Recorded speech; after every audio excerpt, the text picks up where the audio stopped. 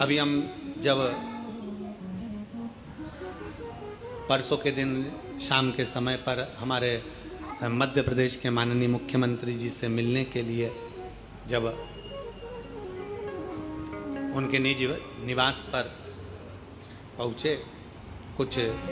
बधाइयाँ देना थी कि संतों के लिए उन्होंने उज्जैन कुंभ के मेले में संतों के लिए, साधुओं के लिए, तपस्वियों के लिए एक सुंदर निर्णय उन्होंने लिया कि यहाँ संत साधु जैसे हरिद्वार में हमेशा रहते हैं, प्रयाग में हमेशा रहते हैं, ऐसे उज्जैन में भी संत साधु अपने अखाड़ों के साथ साल भर हमेशा रहें, उसके लिए उन्होंने व्यवस्था की। हमने उनको बधाई दी उसकी। फिर चर्चा चली, बैठकर बहुत देर तक उस चर्चा में बात निकली तो गौ माता का बात निकली, गौ माता की सेवा पर जब बात निकली तो माननीय मध्य प्रदेश शासन के मुख्यमंत्री डॉक्टर मोहन यादव जी को हम उसके लिए धन्यवाद देंगे कि उन्होंने एक बड़ी सुंदर बात कही कि हमने पूछा गौ माता, तो कहे गुरुजी अब की बार ऐसा क्रम चालू करा है कि जितनी सरकारी गौशालाएं हैं, जिन गौशालाओं में सरकार के द्वारा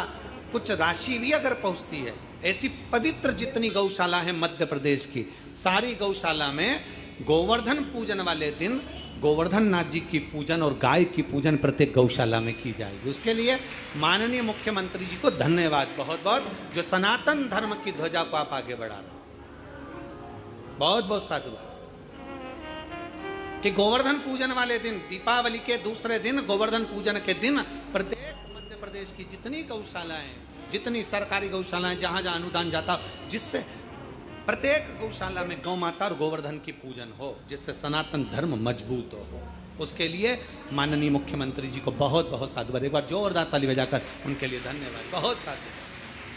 धर्म की ध्वजता स्थापित होना चाहिए। चोल राजा ने अपने राज्य में संपूर्ण सुख का अनुभव करा दिया, संपूर्ण सुख,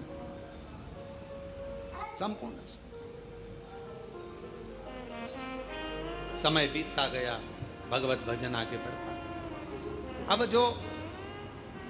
विष्णुदास थे, ब्राह्मण कुल के, ब्राह्मण के घर में जन्मे, उनका नियम था शिव मंदिर में जाकर झाड़ू लगा देना, पोछा लगा देना, और शंकर के मंदिर में, शंकर के शिवालय पर एक लोटा जल भगवान शंकर को समर्पित कर देना।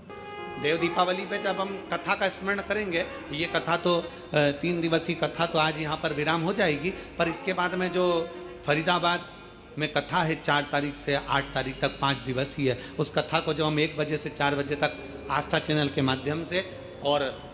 हरियाणा की इस पवित्र भूमि पर फरीदाबाद में जब हम श्रवण करेंगे तो उसमें हम देव दीपावली का पूरा महत्व समझेंगे। इसलिए उस कथा का नाम स्कंदेश्वर शिव महापुराण की कथा रखा, कार्तिक के महत्व पर आधारित। 5 दिन देव दीपावली की महत्वता क्या है, कौन कौन से देव हैं जो दिवाली मनाते हैं, कौन से देवता हैं जो दीपावली के पर्व पर आकर दीपावली के महाउत्सव को मनाते हैं। जैसे कुबेरेश्वर धाम की पवित्र भूमि पर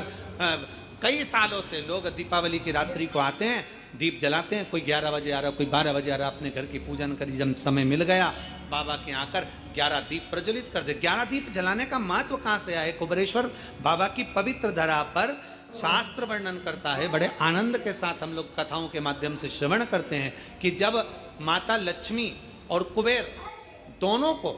जब वैभव की जरूरत पड़ी, धन की जरूरत पड़ी, संपदा की जरूरत पड़ी, तो भगवान शंकर की उन्होंने हजारों वर्ष तक आराधना की, हजारों